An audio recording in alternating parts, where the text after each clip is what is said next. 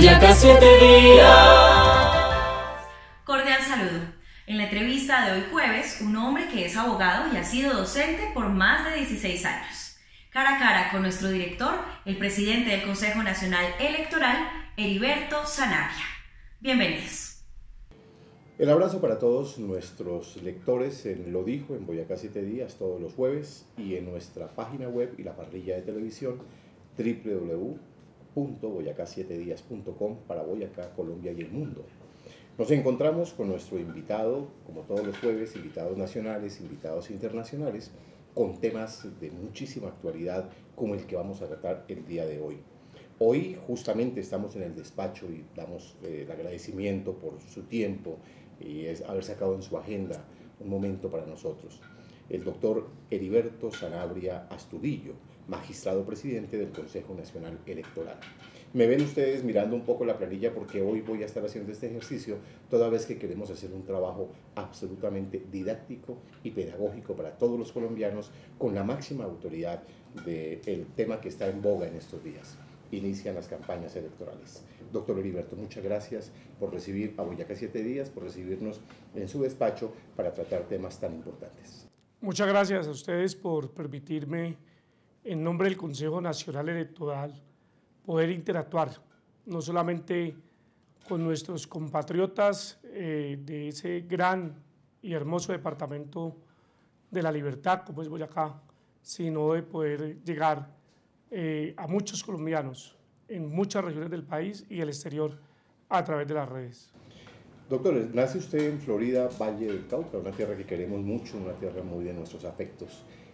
¿Cómo llega usted a este cargo, a ocupar la máxima distinción hoy día como magistrado presidente del Consejo Nacional Electoral?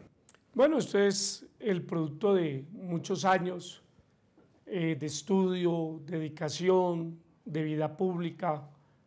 Yo vengo de una carrera en el sector público de casi toda la vida, comenzando por ser concejal de mi municipio a los 18 años, alcalde a los 24 años, el tercer mejor alcalde del país en aquella época, funcionario del gobierno departamental con el gobernador Gustavo Álvarez Gardiazabal, funcionario del gobierno nacional con el ministro Rodrigo Lloreda en el Ministerio de la Defensa como secretario general de la Supervigilancia, diputado a la Asamblea del Valle del Cauca, secretario de la Asamblea, docente universitario por más de 18 años, presidente del Consejo Superior de la Universidad de Santiago de Cali, con una maestría en Derecho Público, abogado especializado en Derecho Constitucional y en Derecho Administrativo, 12 años continuos en la Cámara de Representantes, como representante de la Cámara por el Valle del Cauca, Partido Conservador,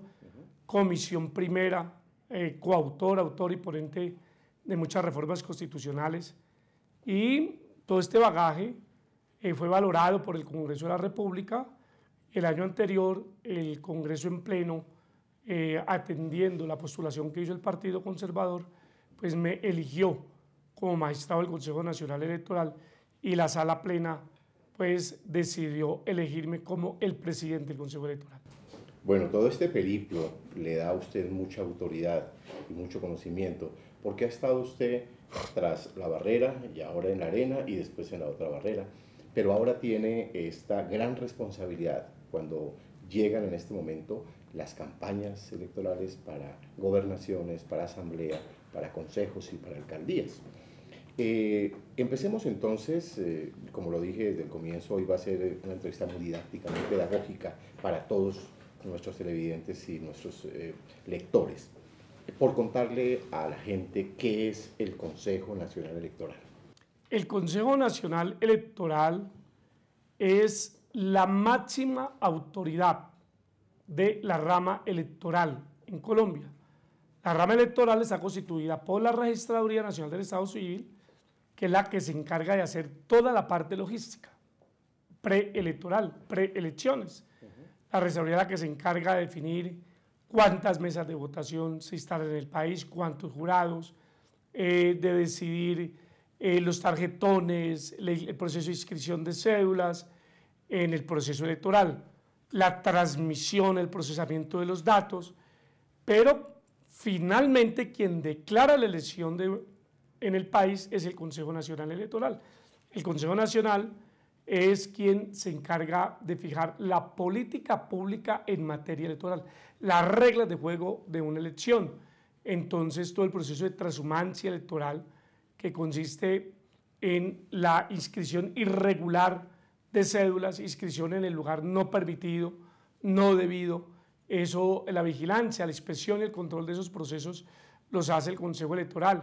Pero además el Consejo Nacional Electoral es el que designa los tribunales de garantías electorales en cada departamento, es el que vigila que las campañas reporten a la autoridad competente, en este caso el Consejo Electoral, cuántos recursos han invertido en las respectivas campañas. Hay un fondo de financiación política y ese fondo del Consejo Electoral es el que vigila que no lleguen a las campañas dineros indebidos, dineros de mala procedencia. Por ello, los candidatos, una vez inscritos, deben de presentar al Consejo Nacional Electoral los libros de contabilidad y nosotros le hacemos la evaluación a esos libros. Pero al mismo tiempo el Consejo Electoral es el encargado de entregarle a los partidos políticos los recursos para el funcionamiento de los mismos partidos. Es el encargado de vigilar que los partidos cumplan con sus estatutos y cumplan con las leyes. En este caso hay una ley muy importante que es el Estatuto de la Oposición. Asimismo, nosotros somos los encargados de entregarle a los partidos los recursos por reposición de votos. Pero una tarea fundamental que hace el Consejo Nacional Electoral es el escrutinio. ¿En qué consiste el escrutinio? Escoger el preconteo. La registraduría no declara elegido a nadie, ni los datos que entrega la registraduría el domingo de elecciones es el dato oficial, es el resultado oficial. El escrutinio, la registraduría lo que hace es un preconteo, ese preconteo se lo entrega al Consejo Nacional Electoral, el Consejo Nacional Electoral a través de las comisiones escrutadoras del orden municipal o departamental verifica, corrobora que esa información que le entregó la registraduría es cierta, es real, corresponde a lo entregado por la ciudadanía y una vez corroborado esa información, el Consejo Electoral declara la elección, la certifica a través de una credencial. ¿Cómo es el tema jerárquico entre el Consejo Nacional Electoral y la registraduría? Los registradores, tanto en nacional como en las regiones, doctor. Estamos en el mismo nivel de jerarquía. Tenemos una jerarquía igual, por ello la registraduría hace toda la parte logística de la elección, que es la primera etapa, la parte operativa, y nosotros hacemos toda la parte de la expedición de las reglas de juego, la política pública, la verificación del resultado, la auditoría del proceso, la auditoría y el control de los partidos, la revocatoria de inscripción de candidatos cuando esos avales no han sido entregados conforme a los estatutos de los partidos o a la ley, pero fundamentalmente la declaratoria de la elección. ¿No hay manera que se presente un choque de trenes entre el Consejo Nacional Electoral y la registraduría? No lo hay, no lo podrá haber y nunca lo ha habido. Ok. Vamos a entrar en temas demasiadamente menudos, que es lo que la gente quiere saber en este momento. ¿Cómo se establece en Colombia la participación de los partidos políticos, de todo este panorama de los partidos, ahora, amén de los avales y de todo este tema que se está discutiendo en las regiones? ¿Cómo queda conformado ese panorama, esa geografía y ese cuadro de los partidos políticos en Colombia? Bueno, la Constitución Nacional en el artículo 108 establece que el Consejo Nacional Electoral deberá reconocerle personería jurídica a aquellos partidos, movimientos u organizaciones políticas que en la elección de Congreso hayan obtenido el 3% de toda la votación válida en esa elección. En la elección de Congreso, no en la elección de presidente. Entonces, por ello, el Consejo Nacional Electoral ha reconocido alrededor de 17 partidos políticos con personería jurídica. A esos partidos políticos, la personería jurídica, ¿qué les significa? Poder acceder de manera gratuita a los medios de comunicación del Estado, poder acceder a recursos de financiación para el funcionamiento de los partidos y quedan autorizados para poder presentar listas o candidatos a los distintos cargos de elección popular, lo que popularmente se llama como avales, poder entregar avales. Partido que no tenga personalidad jurídica es un partido que no puede presentar o avalar candidatos a una elección. Teníamos una pregunta, pero ya que usted toca el tema de los avales, doctor. Este tema de los avales se ha dado para mucha confusión también, y en las regiones por lo general se abusa mucho de quienes tienen la posibilidad de entregar estos avales. ¿Cómo se supervisa esa transparencia dentro de la entrega de quienes les corresponde esos avales a los precandidatos y candidatos? Bueno, es la invitación a la comunidad, invitación a los candidatos, a los precandidatos, que no se dejen engañar, que ingresen a la página www.cne.gov.co. Ahí está la relación de los partidos que pueden entregar avales, porque por estas épocas aparece la feria y la venta de avales de organizaciones políticas que no existen o que no pueden entregar avales. Y si usted encuentra que le están vendiendo un aval, por favor denúncielo. Necesitamos que la gente nos ayude a combatir la corrupción en la venta de avales. Hemos escuchado en el pasado que se presentaba la feria de avales, que iban gerentes de un partido, presidentes de un partido, secretarios de un partido, delegados de un partido, a pararse en las plazas de los municipios o en la esquina de un pueblo a ofrecer avales. No, aquí tiene que haber coherencia y consistencia en la política. Uno no puede hacerse avalar de cualquier partido con el que uno no tiene identidad. Eso le ha hecho mucho daño a la política colombiana. La gente cambia de aval como cambiar de ropa interior permanentemente, y eso es muy serio. Uno debe hacerse avalar por el partido con el que tiene afinidad ideológica, con el que tiene afinidad en sus principios, en sus valores. Tenemos que volver a recuperar la esencia de la política, y por ello la invitación es a los candidatos y a las personas que tengan conocimiento de la venta de avales de manera indiscriminada a que denuncien ante el Consejo Nacional Electoral.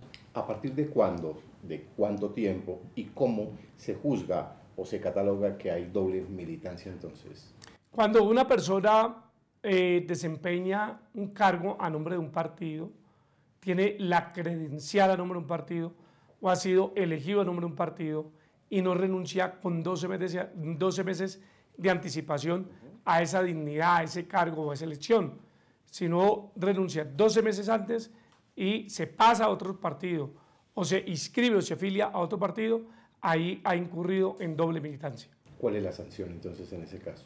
La sanción es que no puede participar en el proceso eleccionario o no puede ser avalado por ese partido. Esa es la sanción. Perfecto. ¿Cómo se ha fijado a través del Consejo Nacional Electoral las actividades para los cronogramas de la actual contienda electoral? ¿Desde cuándo, como esas etapas que podamos hacerle claridad tanto a muchos candidatos que tampoco lo saben porque no han estudiado juiciosamente ese cronograma que ustedes establecieron en esta oportunidad?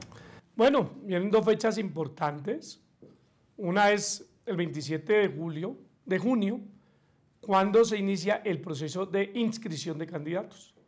Del 27 de junio al 27 de julio, durante 4 semanas, los candidatos podrán acudir a la registraduría a inscribirse. ¿Cuáles candidatos? Los que están debida y legalmente avalados por los partidos.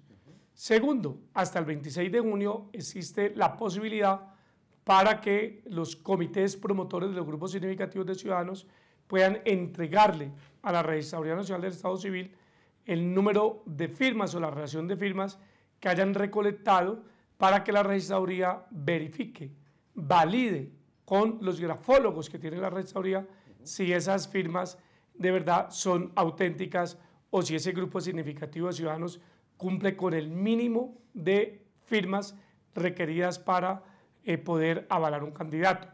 En este momento aprovecho para hacerle un llamado a los grupos significativos de ciudadanos, a los 1.200 grupos significativos de ciudadanos que en este momento están registrados ante el Consejo Nacional Electoral para que presenten sus libros de contabilidad.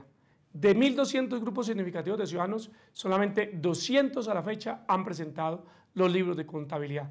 los requerimos urgentemente para que presenten los libros de contabilidad, nos digan cómo recogieron la plata, de dónde provienen los recursos, cuáles son las fuentes de financiación que han utilizado para hacer estas campañas de recolección de firmas. De lo contrario, pues los vamos a tener que sancionar. Además de la doble militancia, ¿cuáles son los casos más frecuentes o cómo se dan las inhabilidades de los precandidatos y los candidatos? Bueno, hay muchas inhabilidades establecidas en la Constitución y la ley, por parentesco, por afinidad, por sanciones, por condenas, tienen que estar taxativamente expresas en la ley. Quisiera profundizar mucho más, pero pues ha de entender que vamos a comenzar a conocer la solicitud de revocatoria de inscripciones y cualquier opinión que yo entregue pues me puede significar prejuzgar y puedo ser recusado y no participar en las deliberaciones de la sala plena. El Consejo Nacional Electoral hace la pedagogía en este momento. En el departamento de Boyacá se están haciendo unos foros y en todos los departamentos. Esto que estamos haciendo en este programa es una pedagogía. ¿Cómo tiene organizado justamente esas actividades el Consejo para ir por el país haciendo esa pedagogía con candidatos, precandidatos, con los mismos usuarios de ese deber del voto en Colombia? Bueno, una de las misiones fundamentales que tiene este nuevo Consejo Electoral es el proceso de educación. Educación para la democracia, pedagogía para saber elegir. Por ello, el Consejo Nacional Electoral declaró el año 2019 como el año del nuevo ciudadano. Nada nos ganamos con tener mayores leyes, nada nos ganamos con tener resoluciones que reglamenten el proceso electoral, si no tenemos conciencia ciudadana. Aquí necesitamos tener un nuevo ciudadano, con criterio, con valores, con principios. El mayor problema que tiene el proceso electoral en Colombia es la abstención, y esa abstención seguramente es por falta de conciencia ciudadana, por falta de confianza en el proceso electoral. Por ello se declaró el 2019 como el año del nuevo ciudadano, donde hemos ido por todo el país visitando los personeros estudiantiles, los estudiantes de 10 y 11 grado de bachillerato, visitando los líderes, diciéndoles, por favor, generemos una nueva conciencia ciudadana, diciéndole a ese ciudadano que no venda su voto, que no entregue el voto por una caja de lechona, por un tamal, por un puñado de monedas, porque esta es una responsabilidad mutua, esta es una responsabilidad del candidato, de las campañas como el ciudadano. 12 millones de colombianos salieron a votar la consulta anticorrupción sin publicidad, sin transporte, sin vallas, sin camisetas, sin lechona, sin un peso, sin una botella de aguardiente. Entonces, ese es un ejemplo de que el país sí se puede movilizar masivamente sin todas estas dádivas que se dan en época electoral. Pero ¿en quién recae la máxima responsabilidad? En los ciudadanos y en las campañas y en los candidatos. Pero al mismo tiempo hemos venido adelantando toda una serie de capacitaciones con la Escuela Superior de Administración Pública. Yo elijo mejor, yo elijo saber. Tenemos un programa que se llama Yo Elijo Saber, va dirigido a los candidatos, porque muchos candidatos no tienen claro cuáles son sus competencias, a qué va a ir a un consejo municipal. Muchos candidatos no tienen ni idea para qué se van a hacer elegir alcaldes, para qué se van a elegir diputados. Por ello, los estamos capacitando y le estamos diciendo a la comunidad, revise las competencias y las funciones que tienen los candidatos, porque nos encontramos candidatos al consejo proponiendo temas como si fueran candidatos a una gobernación o a una alcaldía. Encontramos candidatos a una alcaldía o a una gobernación haciendo propuestas de candidatos presidenciales. Y ahí viene la gran decepción del elector. Con temas que no son de su competencia. Y la gente se siente engañada, la gente se siente estafada. Y entonces le estamos diciendo a los candidatos, revise cuáles son sus competencias. Y le estamos diciendo a la ciudadanía, métase a la página nuestra, ingrese al programa que tenemos con la Escuela Superior de Administración Pública, Yo Elijo Saber, porque aquí, más que elegir un partido, más que elegir una bandera, se trata de que elijan el mayor y el mejor conocimiento. Los políticos se dieron cuenta hace algunos años que en los muchachos de grado 10º, 11, como usted lo dice, los próximos a iniciar universidades, cuando ya la Constitución les otorga el derecho del voto, pues que había un gran caldo de cultivo para ellos. Por eso, como usted lo dice, importante llegar por estas épocas a los centros educativos, pero ¿no sería bueno crear esta cátedra en unos tiempos determinados con una rigurosidad mucho más amplia por parte del Estado? Desde luego, le hemos insistido al Gobierno Nacional y al Congreso que es importante reactivar nuevamente en el pensum académico de los colegios la cátedra de Educación para la Democracia de Principios y Valores. Si nosotros tenemos un nuevo ciudadano, seguramente vamos a tener nuevos políticos, mejores líderes, mejores dirigentes, pero solamente a partir de un nuevo ciudadano. Y ese nuevo ciudadano no se forma en la calle, ese nuevo ciudadano se forma en el hogar, en la casa, en el seno de la escuela, en el seno del colegio. Eso no se forma en las redes sociales, ni en el WhatsApp, ni en el Twitter, no, eso se forma en la casa. Y por eso urge que el Congreso de la República y el Gobierno Nacional incorporen al pensum académico de los colegios la cátedra de Educación para la Democracia, Principios y Valores. Extraordinario ese tema porque además blinda un poco de esa corrupción al país, pero es que eso se tiene que hacer con pedagogía.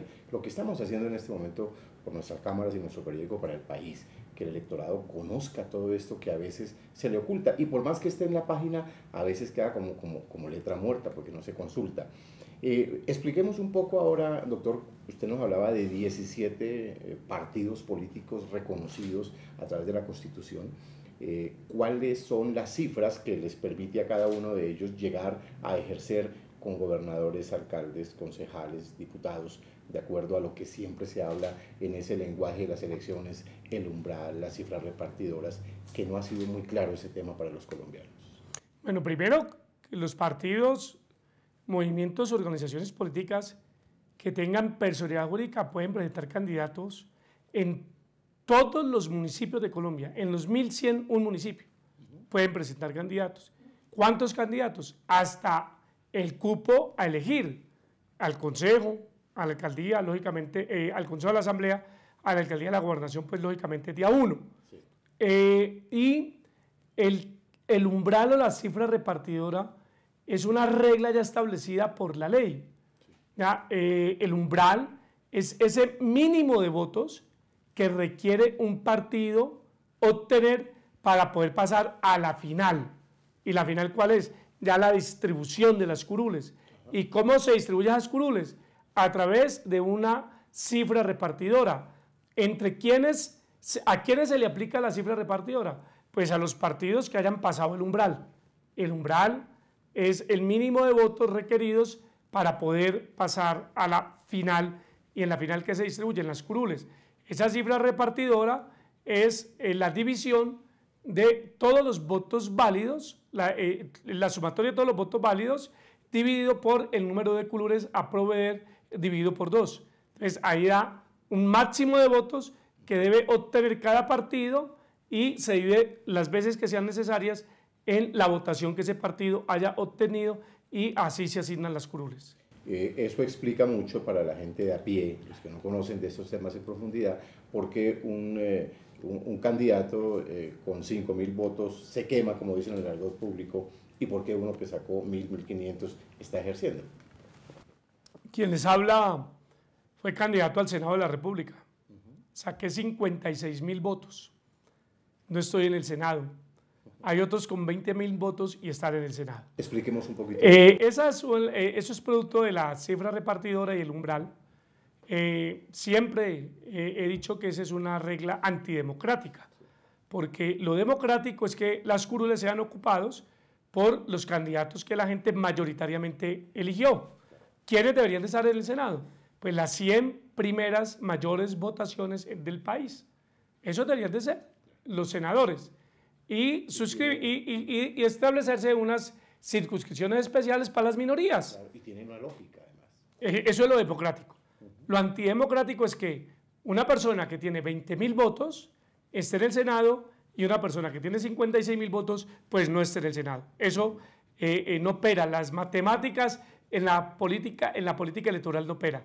Y pues lo lógico es que debe de operar, porque Una persona con 56.000 votos está representando a 56.000 ciudadanos, electores, y debe ser el vocero de esos 56.000 electores, pero la ley le da la vocería al que tiene los 20.000 electores. También tienen derecho, pero para ello pues deben de crearse circunscripciones especiales para esas minorías. ¿Ve pronta la llegada de una reforma para evitar estos temas que estamos comentando? Desde el Consejo Nacional Electoral le hemos dicho al Gobierno Nacional, a la ministra Nancy Patricia y a los partidos que es muy pronto, pero muy pronto, muy urgente, hacer una verdadera y profunda reforma política, pero no coyuntural, sino estructural, porque es que cada gobierno viene y presenta reformas políticas, que son pañitos de agua tibia para el momento. Necesitamos una reforma política a los próximos 20 años, de largo aliento, donde se estudie o se establezca finalmente las listas cerradas, pero listas cerradas con democracia interna de los partidos, donde hayan elecciones primarias para escoger los candidatos y evitar el bolígrafo, pero además donde haya financiación total de la política por parte del Estado, que sea el Estado el que financie la política, donde haya de verdad un régimen muy severo y muy duro de inhabilidades e incompatibilidades. Desde luego, una reforma política profunda donde se limite la elección del periodo de todos los corporados, al Senado, a la Cámara, a la Asamblea, a los consejos, donde tengamos plenas garantías al interior de los partidos, porque de lo contrario pues no se pueden cerrar las listas. Las listas solo se podrán cerrar si hay unas mínimas garantías al interior de los partidos.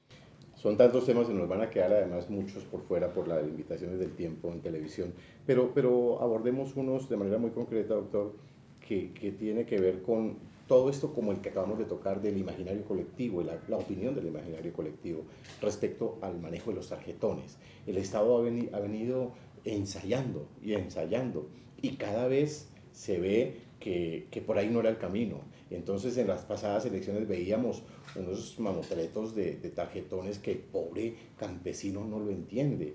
¿Cómo hacer para llegar finalmente a un tema que sea entendible y digerible por ese campesino que vota de manera sana, pero que por las mismas enredos de esas metodologías a veces es imposible que lo haga? Se lo hemos dicho al registrador, quien diseña y contrata y elabora los tarjetones en la registraduría. Se lo hemos dicho, nosotros hemos sido ciudadanos de a pie y nos encontramos con unos tarjetones hechos para que la gente no vote o hechos para que la gente se equivoque. Sí. Le hemos solicitado al señor registrador de que hayan tarjetones muy simples, muy sencillos, muy pedagógicos, que el tarjetón sea la herramienta más simple y más sencilla que tenga un elector que pueda elegir con claridad, con transparencia y sin mayores ambigüedades. Nuevamente le trasladaremos esta sugerencia al señor registrador.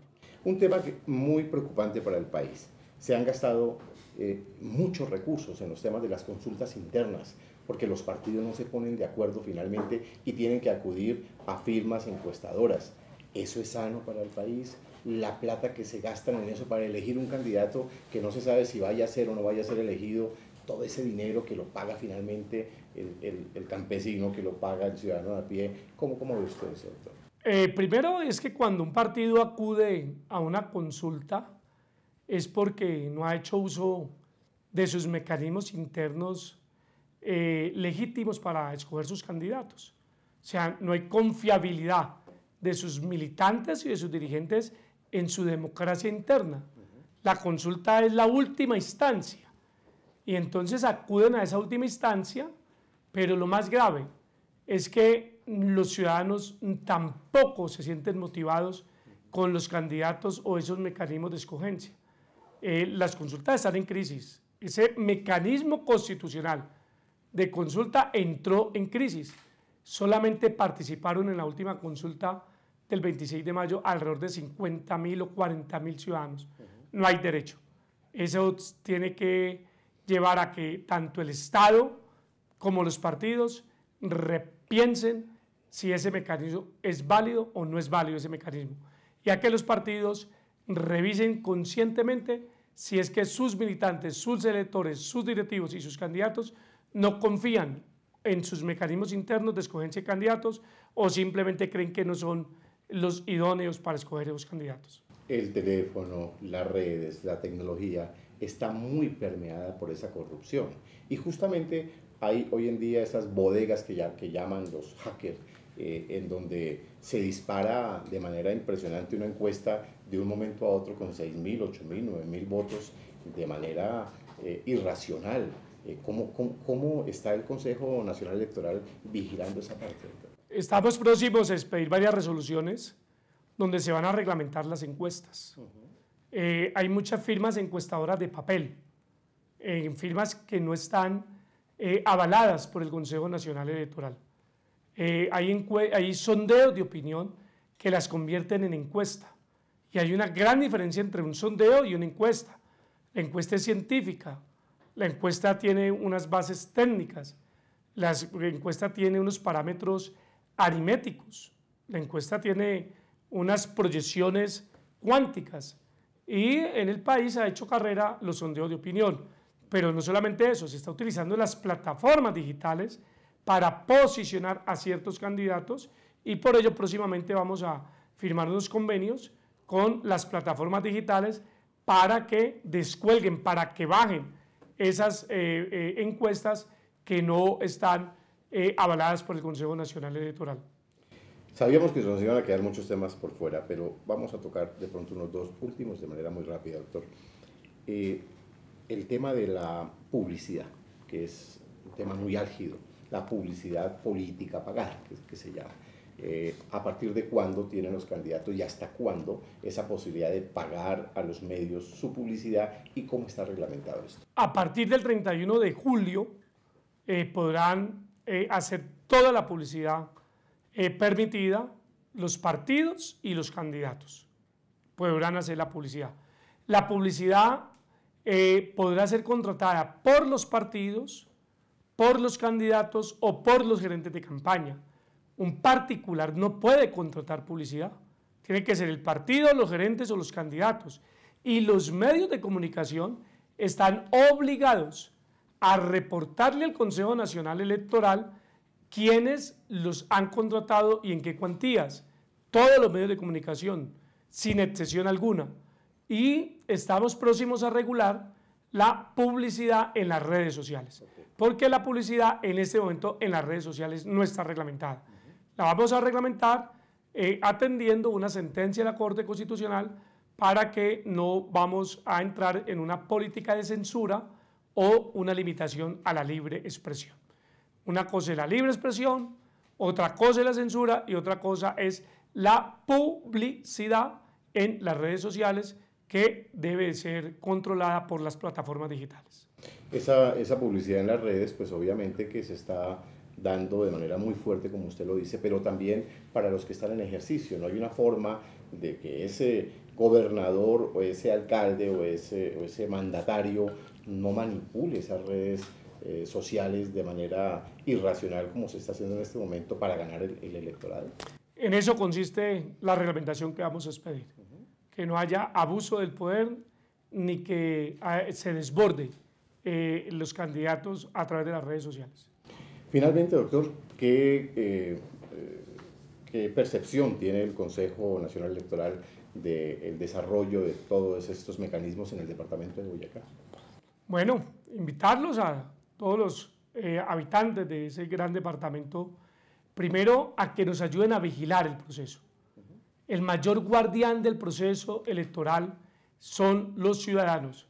Por ello nosotros autorizamos la constitución de las veedurías ciudadanas electorales, por primera vez en la historia, veedurías electorales ciudadanas.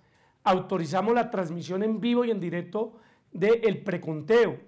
Autorizamos que los jurados de votación puedan entregarle escaneados todos los formularios 14 y 11.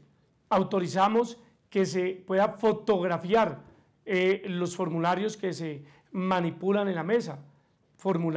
Autorizamos desde luego que se pueda hacer la transmisión en vivo de lo que pasa en la mesa, pero le solicitamos a los ciudadanos de que nos ayuden en este proceso a denunciar, a que no sea copartícipe de conductas de corrupción.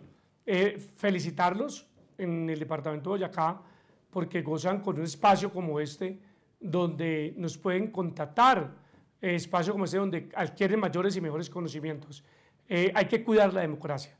La democracia es el invento más imperfecto del hombre para tomar decisiones, pero hasta ahora ha sido el más efectivo. En eso estamos y en eso está comprometido Boyacá 7 días y por eso estamos acá, para hacerle pedagogía a la gente y para que no pasemos entero y para que podamos denunciar y conocer los mecanismos de denuncia como los que usted nos cuenta hoy que estamos teniendo. Los desempates, entonces, los cara y sello. Cuando se presente un empate en una elección unipersonal, se hacen todos los reconteos necesarios, pero si al final no hay un desempate, al azar con una moneda, cara y sello. Vivo en Bogotá, pero soy de Boyacá o soy del Valle. ¿En dónde voto? Hay varias residencias para poder inscribir la cédula. Un ciudadano tiene varias opciones. Puede inscribir o votar, puede inscribir su cédula o votar donde trabaja, donde reside, donde nació o donde estudia. Tiene 4 opciones. ¿Y donde paga impuestos? Y donde tiene la propiedad privada. Ajá. Ahí puede inscribir su cédula. Si no reúne 3 de esos requisitos, usted ha cometido un delito que se llama transhumancia electoral. Quien inscriba irregularmente la cédula en el lugar que no le corresponde puede incurrir en prisión de 4 a 9 años. Si no reúne uno de los 3 requisitos y no comprueba 3 de los 5 requisitos, puede incurrir en prisión de 4 a 9 años. Pero además incurre en otro delito, que es el falso testimonio. Porque cuando se acerca al puesto de inscripción de cédulas, bajo la gravedad del juramento, manifiesta que vive, que trabaja, que estudia o que tiene su propiedad en ese lugar de votación. Y resulta que no es cierto, entonces ahí también incurrió en otro delito que es el falso testimonio, que es de 6 a 12 años de cárcel. No incurra en ese tipo de delitos. No inscriba su cédula donde no le corresponde. Inscríbala donde viva, donde estudia, donde trabaja, donde tiene la propiedad, que es lo permitido. Doctor Heriberto, su conocimiento y su seguridad nos da mucha confianza a los colombianos. Qué bueno que en estos cargos haya gente tan versada como usted y que obviamente eso le da, vuelvo y repito, una tranquilidad a los electores. Ojalá todas esas iniciativas que usted también tiene a través del Consejo Nacional Electoral se puedan hacer, se las dejen hacer para bien de la democracia, como usted lo dice, de nuestro país. Muchas gracias por haber recibido al departamento de Boyacá aquí en su despacho. Muchas gracias, departamento que nunca me canso de visitarlo. Luego he visitado por lo menos 20 veces, he hecho toda la ruta libertadora, visitado los termales, Villa de Leyva, hermosas cascadas. Tienen un departamento hermoso, envidiable. Cuídenlo, protéjanlo, valórenlo, ámenlo. Los colombianos que conocemos a Boyacá nos sentimos muy orgullosos de lo que ustedes son, de lo que representan y de lo que fueron para la historia del país. Muchas gracias a Boyacá 7 días, muchas gracias a este espacio de televisión. Muchas gracias por permitirme llegar a tantos y a tantas personas a través de este medio.